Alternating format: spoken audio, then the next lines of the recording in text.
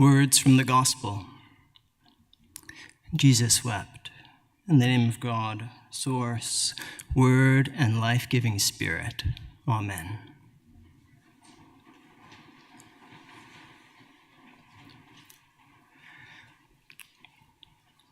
In this past week, the Church has celebrated the Feast of All Saints and All Souls on November 1st and November 2nd. Also this week, I'm struck by the amount of death and violence that surrounds us.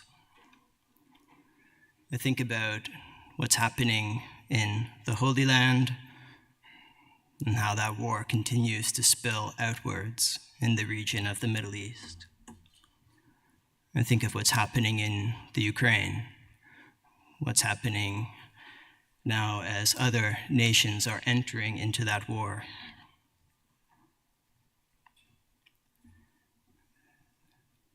Think a little bit about the potential violence that might come with the election in the United States in the coming week. Think about the forgotten places of conflict, like South Sudan.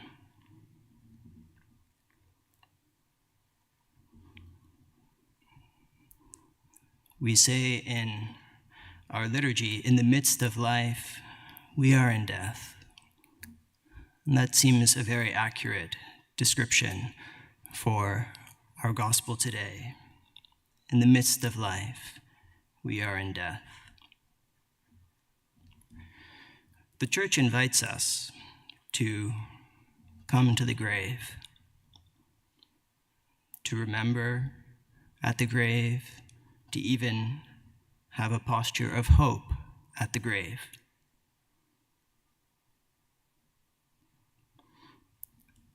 I think it's a countercultural posture. I feel like often folks are afraid of the grave, afraid of death. The Church takes the time to remind us that we need to affirm the value of every single soul, every single life. I think that's also a bit countercultural, as we know how many people are mistreated and abused.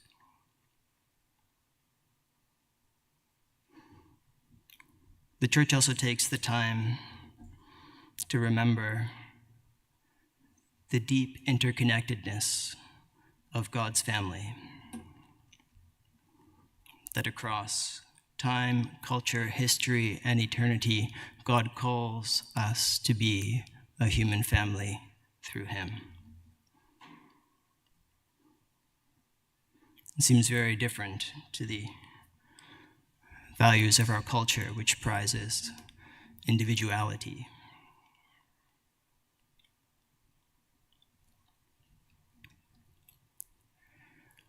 Our gospel today is a really interesting gospel. It's the final sign in John's gospel. And one of the other signs was alluded to in the reading. The healing of the man born blind. You know some of the other signs, the transformation of water into wine, the multiplication of loaves and fish. But this is the final sign.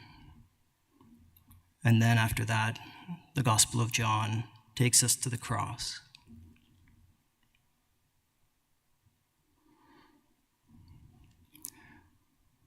I remember being in a Bible study with Fred Hiltz, and we were reflecting on this passage because it crops up in the season of Lent, and it was a Lenten study. And it sort of lays the heart of the gospel right there. I told you you would see great things, great glory. Do you believe it?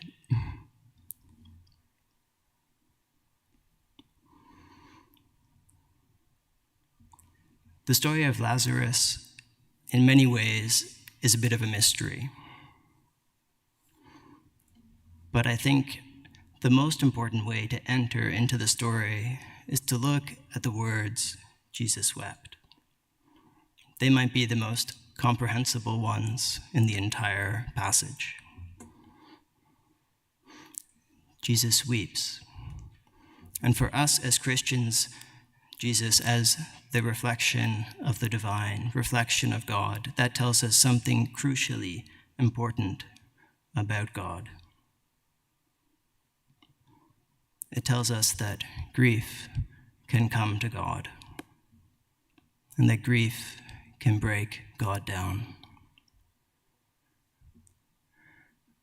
I was reflecting a little bit on that because when I often think of images we've made of God, I don't think I could find in my mind's eye a single image of God crying. Some have gotten close to a compassionate God. I think of Rembrandt, perhaps an old and a wise, a welcoming and kind God. But I couldn't find an image of a God who cries. But there we have it. Jesus wept.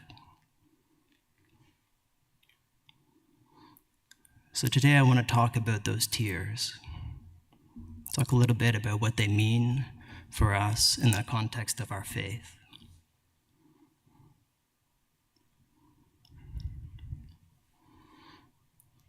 When Jesus weeps, he legitimizes human grief. The story is kind of strange. We know that resurrection is around the corner, that Lazarus will come out of the tomb, that he will be unbound and live again. Joy is coming, but that doesn't erase the grief. Jesus doesn't say, don't worry about it. The resurrection is here. He weeps. When Jesus cries, it's a way for us to understand and a way for us to know that Lazarus was worth crying for, that Mary and Martha are worth crying for, that we are worth crying for.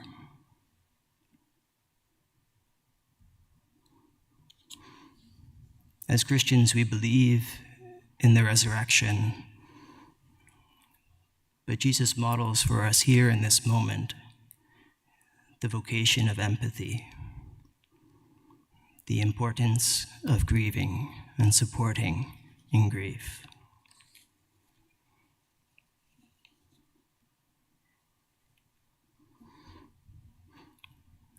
Jesus' tears, to me, also paint a picture that's perhaps a little bit more complex than we might imagine. In the life of faith, we live with our joys and our sorrows at the same time, with our gains, our losses.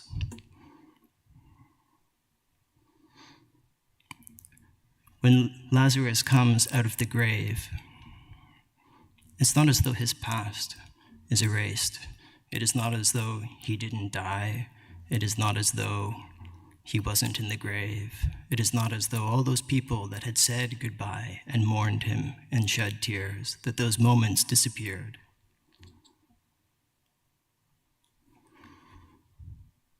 They're still there. I think of our reading last week of Job, who in this wonderful wisdom literature loses everything and at the end gets everything back. But joy is layered. The past does not disappear in the joy of the resurrection.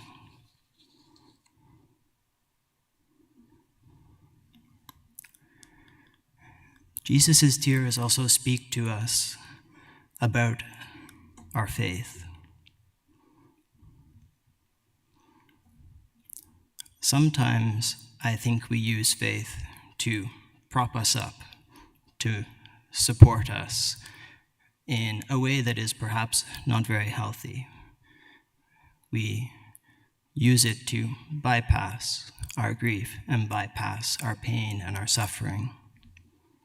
But that's not what's on display through Jesus' tears. His tears tell us that the belief and the trust of faith also come with the emotional baggage of life. Martha is a bit of a strong woman, and she's quite frankly pissed off that Jesus didn't bother to show up on time. It's pretty reasonable if you ask me. There's truly resentment and anger. Why couldn't you hustle a little bit and get over here? But in the next breath, she says, I know that you can do great things. That's a little bit the nuance of faith. Mary, likewise, if you had been here, my brother would not have died. But there she is at his feet. A posture of obedience to him. Jesus himself, think about that prayer he says. I'm not saying it for me, I'm saying it for the crowd, but his face wet with tears. Real faith doesn't take away our grief. Real faith holds our grief. Real faith understands that in the midst of life, we are in death.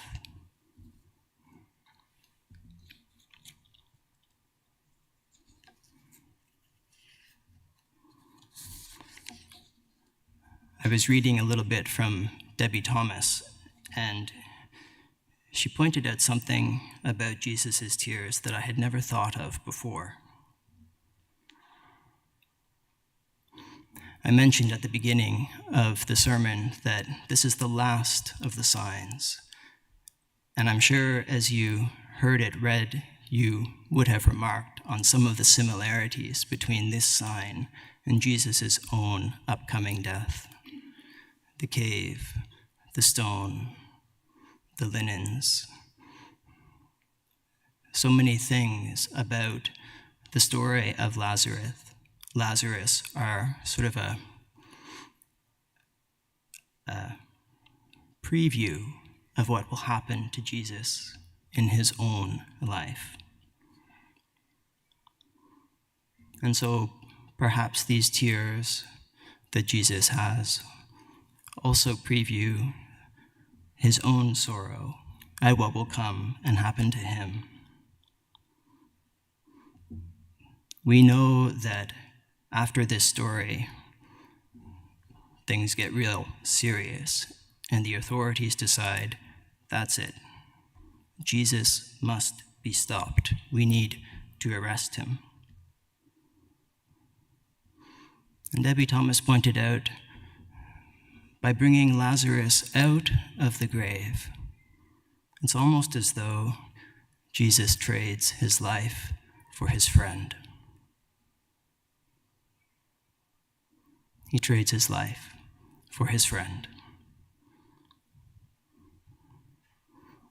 And I think he probably knew that. And I think perhaps that's also why there are tears.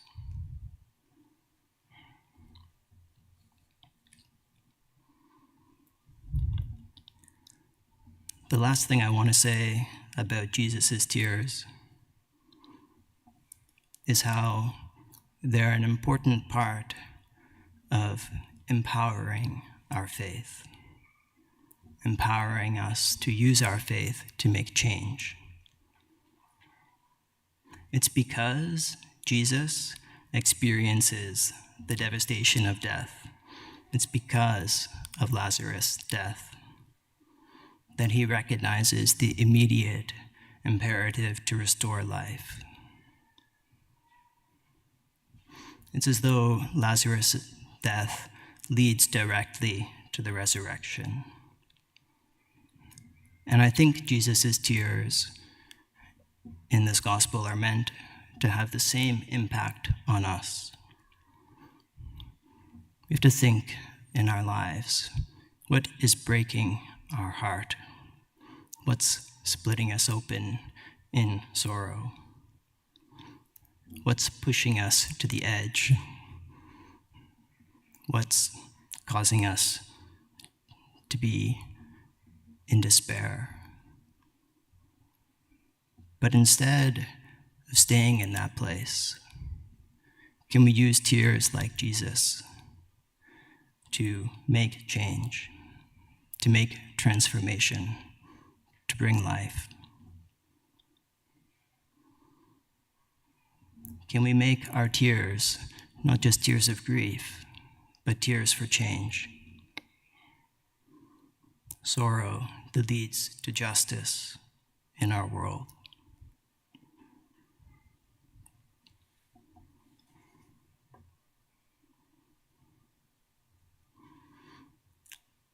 I hope that can be the point of Jesus' tears in the end. That those tears can lead us and guide us as we think of ways to heal. Think of ways to act with empathy. Think of ways to give compassion.